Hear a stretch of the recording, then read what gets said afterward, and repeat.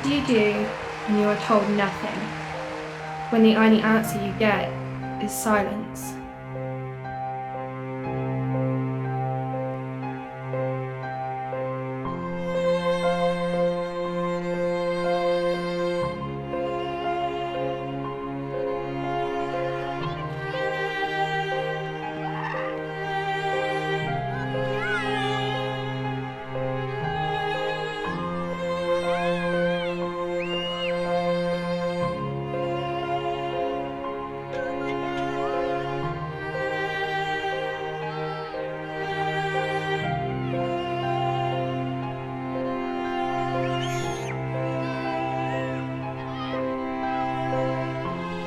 When you're told that your daughter's going to die, and not only is she going to die soon, but the time between now and then is going to be filled with pain, frustration and distress, and that there is nothing you can do to stop this, it's hard not to fall apart.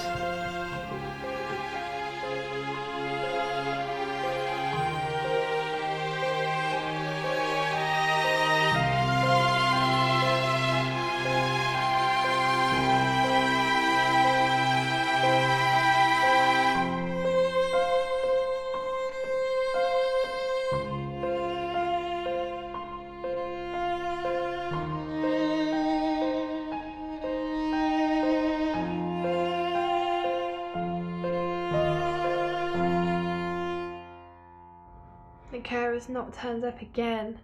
It's been this way ever since we've had them to help me. Charlie doesn't like the carers. She hates me even more for having to have them. But like I said, I can't keep going 24/7. I have to take her to college, be local, so that if she needs meds or anything, I can get back ASAP. It's not like when she was in children's services. They used to send a nurse with her. But as soon as she turned 18, everything stopped. And adult services couldn't make up their mind if she could have her own funding or not. So until they do, we have to have agency staff. And if a carer doesn't turn up, well, guess what?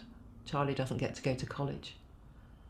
Without a night one, well, I won't get to have any sleep that night. There's a massive difference between a nurse and a carer. If a nurse goes with Charlie, then I don't have to.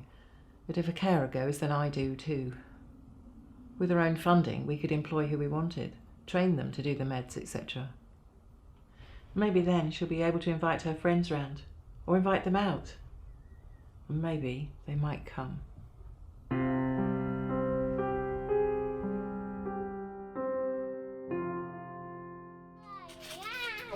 you go high? Go really high. Boing. You were higher than me. Was I? Yeah. At that moment, New Year's Eve 2010, a part of me died. I felt as though the well-meaning doctor had ripped out my heart and was stamping on it. My daughter had only weeks before been to the podiatrist for insoles in her shoes because her walking was a bit off. Now he'd sentenced her to this awful death. I hated him.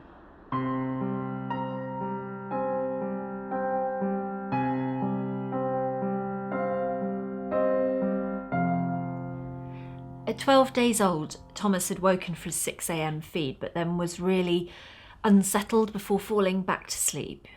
And by 10 a.m. he still hadn't woken for his next one, so I decided to wake him up. And he did wake, but when I offered him his bottle, he sort of clamped his mouth shut and refused it. Well, the community midwife was due to visit, so I thought, well, I'll just wait and ask her advice. So when she came and she looked at him, she thought, well, he did seem a bit warm, so we stripped him down to his vest and she went out in the hall to call the out-of-hours doctors because it was a Sunday. Unbeknown to me, she was in the hall preparing oxygen and waiting for an ambulance to arrive. So we were rushed to hospital where there was a paediatrician waiting for us. And we put Thomas in a cot and we started to give the doctor his medical history. All of a sudden, the nurse that was in the cubicle just jumped up, pressed this alarm and yelled at us to leave the room as this multitude of staff just came running in. Everything's bit of a blur, but eventually the doctor came to speak with us and said that Thomas had stopped breathing, but that he'd managed to get it started again.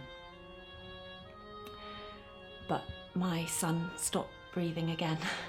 He had to be placed on a ventilator, and I think at this point meningitis was mentioned and they started him on antibiotics. After a while they confirmed it as strep B septicemia and meningitis. He fought bravely, and though he had to be placed on a ventilator, he was able to be taken off it after 5 days and was strong enough to begin breathing on his own. I remember there were 5 doctors and nurses sitting there. We sat and discussed the feedback and the assessment and how Reagan reacted and behaved in certain situations. And nothing in the report shocked me. To me, this was normal. This was Reagan. Don't all children scream hysterically at the vacuum cleaner? Don't they all have fussy diets and have to have their food set out on the plate in a certain way? Don't they all rock in frustration and harm themselves deliberately in a temper? Apparently not. This is not normal. This is autism and development delay. I walked out of the room and I admit there were some tears. I wasn't scared or bitter. I didn't think, why me? Why not me? I thought, I can do this. She's my daughter, whom I love. And no 6-letter word is going to ruin my family or my daughter's life. The spectrum is huge. Maybe she'll just need a bit of help with reading, or maybe be in the bottom set in maths. If only I knew then what I do now.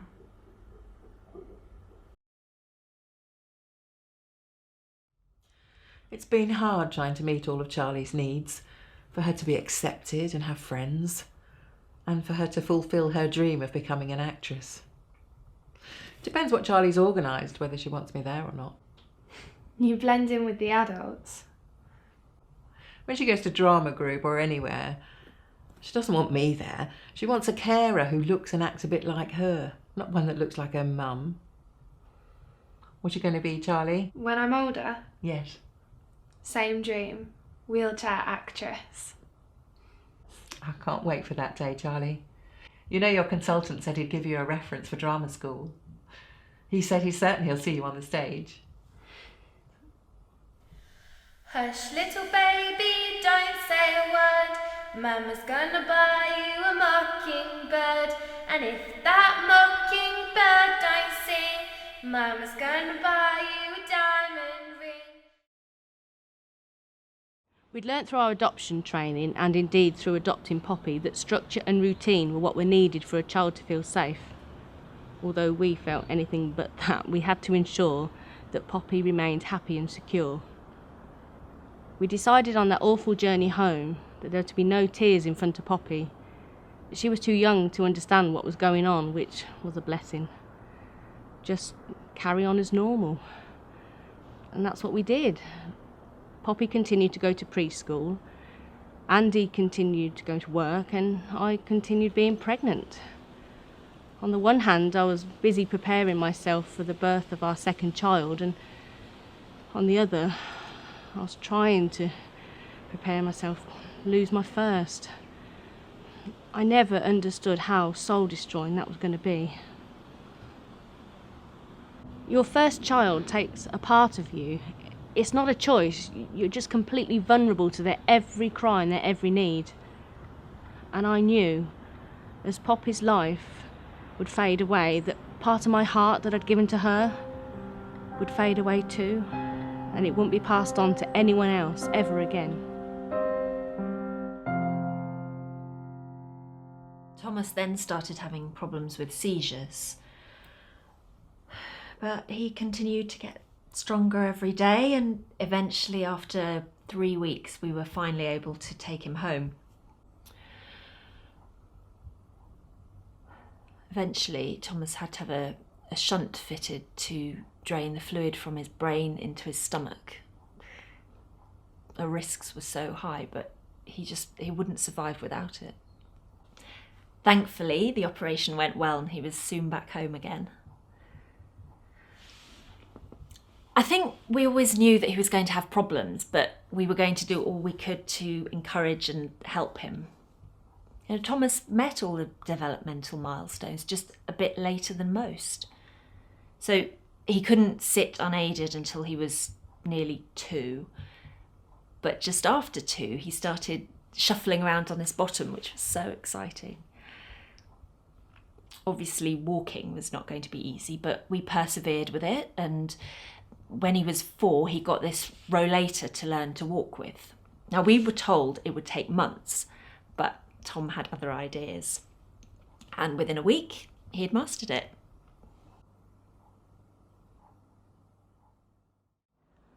By Poppy's 3rd birthday, she was unable to walk unless we helped her.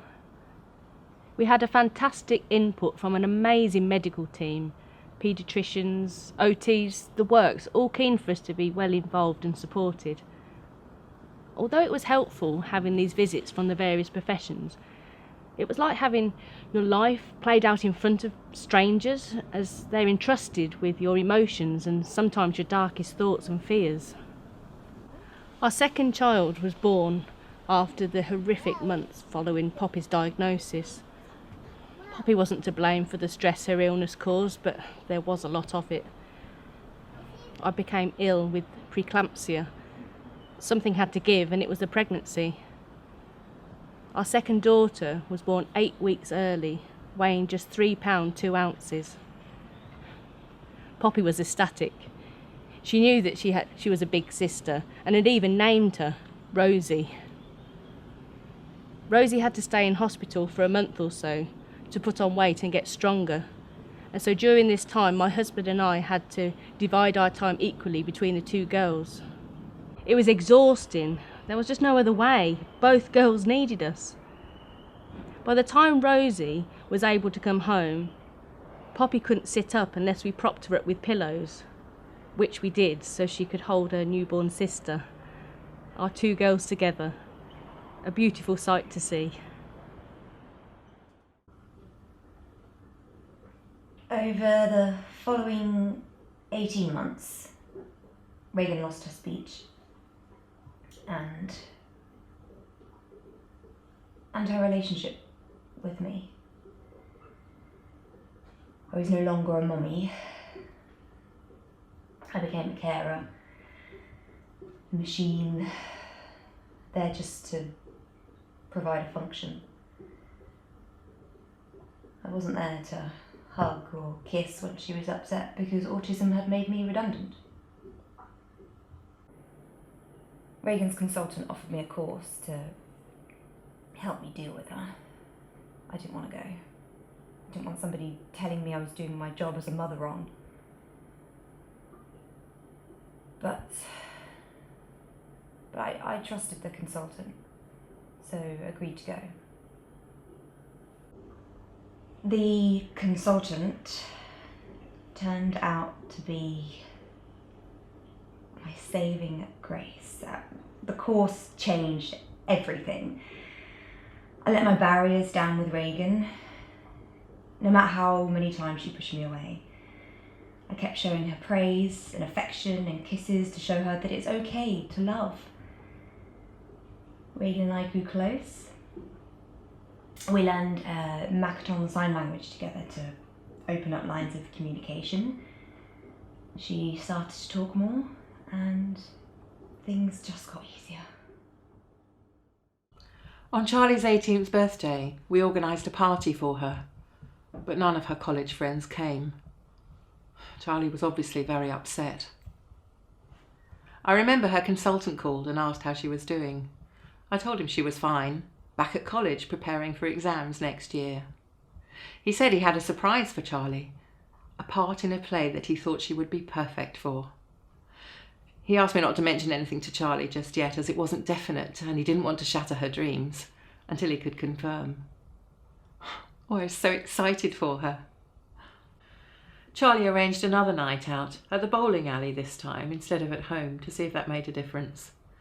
Again, she invited all her college friends. And again, not one of them turned up.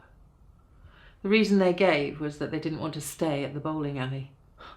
Well, you can imagine the difficulties trying to get a big electric wheelchair around the town.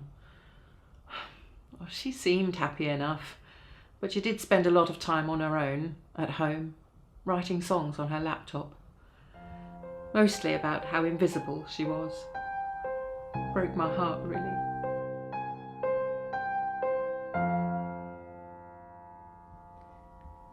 Thomas was always wary of doctors touching his head and looking into his eyes. It's hardly surprising, really, because the last doctor who'd smiled at him had drilled holes into his skull and then put a shunt into his brain. But the doctor needed to examine him because a shunt can work fine for many years and then suddenly block for no reason. I remember the first time we saw his paediatrician, the doctor picked up on this wariness of Tom's, and what he did was he asked Tom if he could have a look into his ears. Tom reluctantly agreed, and the doctor proceeded to pull a feather out of his ear. Well, Tom thought this was amazing, and the doctor took the opportunity while he was holding the feather to have a look into his eyes. You see, the doctor had gained Tom's trust, and from then on he was fine with the doctor looking in his eyes.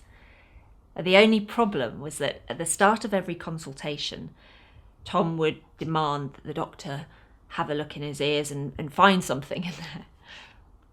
We soon ran out of feathers, but it was amazing what we found. There was a whistle, a pen shaped like an arm bone, a collapsible tendon hammer, and a green baby dragon. And one Christmas, the doctor even found 2 selection boxes in there, one for Tom and one for his brother. In the July, Poppy lost her ability to speak. This caused her to be so frustrated, and at times she'd resort to screaming.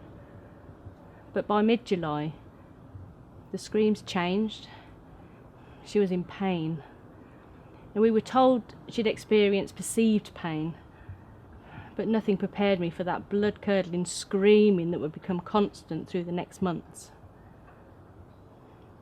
Poppy was started on a regime of morphine, which worked at first, but as she deteriorated, the screams came back, along with writhing, full body spasms and hot sweats, and a terrified look on that beautiful face. I felt so helpless. There was nothing I could do. This vicious disease had already robbed her of so much. There were so many nights I stood there with a bottle of morphine in one hand and a syringe in the other, just wondering how much I would need to take the pain away forever. But I just couldn't do it. I wasn't strong enough. It was a relentless task of trying to keep on top of the pain with medication and with love. Poppy couldn't bear to be laid down on her own. So she spent the next few weeks by our sides, or on our laps, or in our arms. When it was time for Reagan to start school, we had a long, hard battle to get her in, but eventually she was awarded a full statement, and so she had the best chance in education like any other child. She took a while to settle in, but she had a lovely support assistant, and she soon became a popular member of the school. One December afternoon, I was called to the school for Reagan's performance review, and I knew she was below average, so nothing was going to surprise me, I thought. But I was wrong.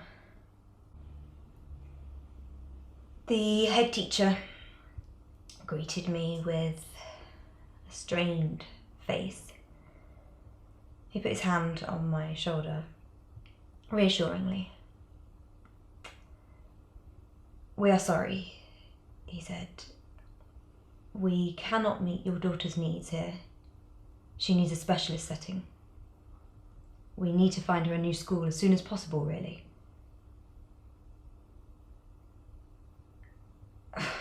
Well, each word felt like a smack in the face. I felt numb. I reluctantly looked around some schools and found one. Found one with a unit for children with special needs. These schools weren't just for children who couldn't talk or were in wheelchairs. They were for children just like Reagan. She was sent to the playground to play with the other children, and I was asked to watch from afar. I could see her in the middle of the playground,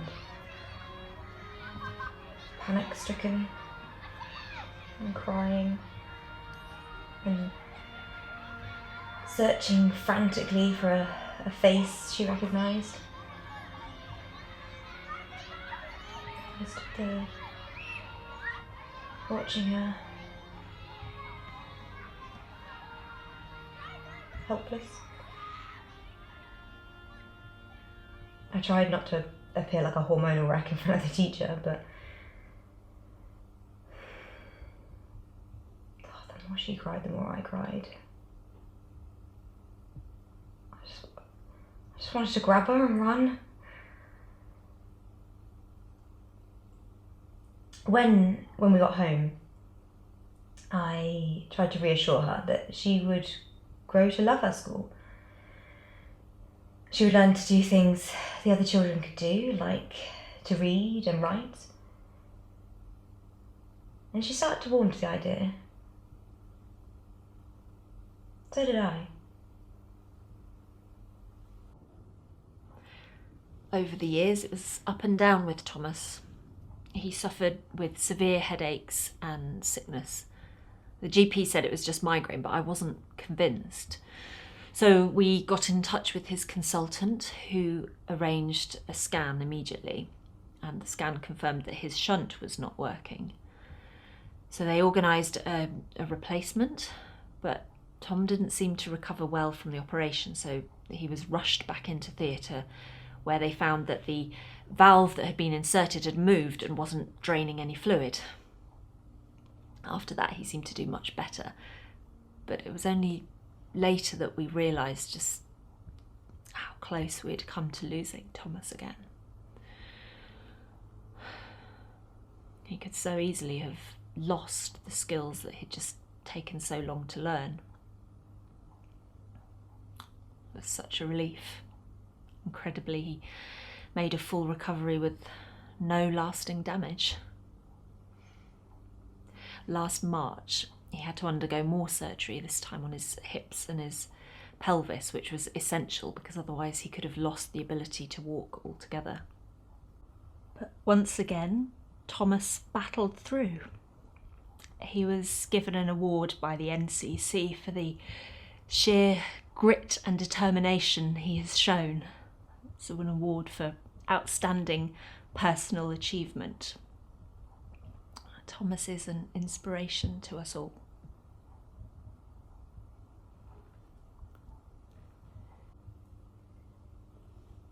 Watching Reagan through that window that day, that was one of the hardest days I've ever had with her. And also one of the best. Whilst watching her on the playground that day, I felt that same feeling that I felt the day she was born. That ache in my heart because I loved her so much. Autism hadn't wrecked my relationship with her at all. She's such a huge personality in such a little body. I mean, everything has changed for us in the last 8 years. And if we could cure her tomorrow, I don't think we would. She is who she is. All of her imperfections make her who she is. She is Reagan.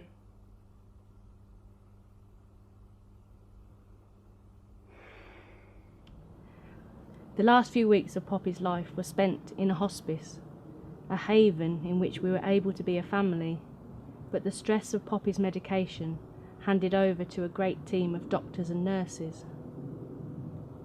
During this time, Poppy was relaxed and pain-free thanks to a syringe driver containing a powerful cocktail of drugs.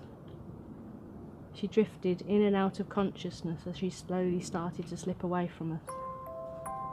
I sang to her her favourite song as she took her final breaths.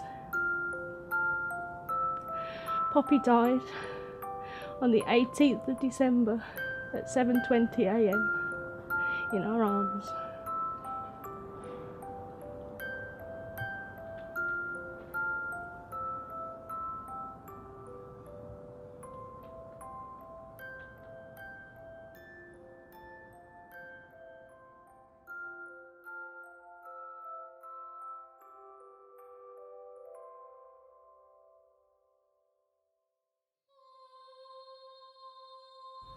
During the first 90 minutes of Charlie's only adult admission, something happened.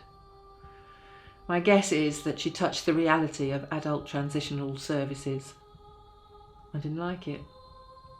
She refused treatment and said that she wanted to be taken to her hospice to die. Her consultant then went to plead with her, to try and assure her that he could work with her, could treat her.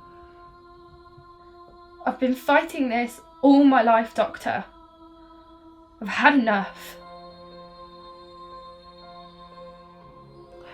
That was Charlie, always clear in her own mind.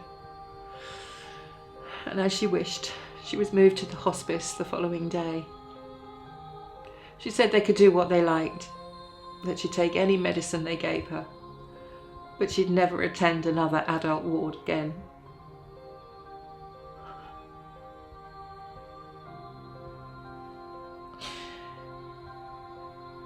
Charlie died a few days later.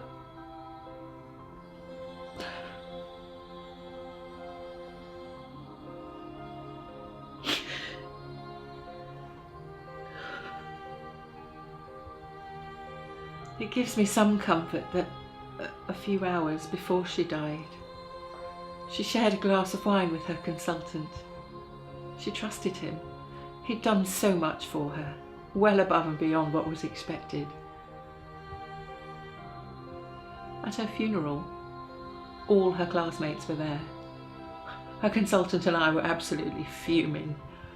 To us, it was just too little, too late for Charlie. It's a pity none of them could have attended her 18th birthday party, or any of the other events she'd invited them to. But then, that wasn't going out, was it? I could easily have strangled every single one of them. God protect you, Charlie.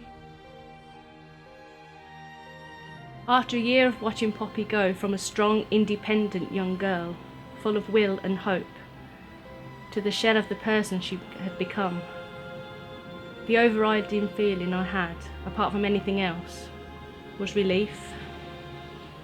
Not for me, but for her.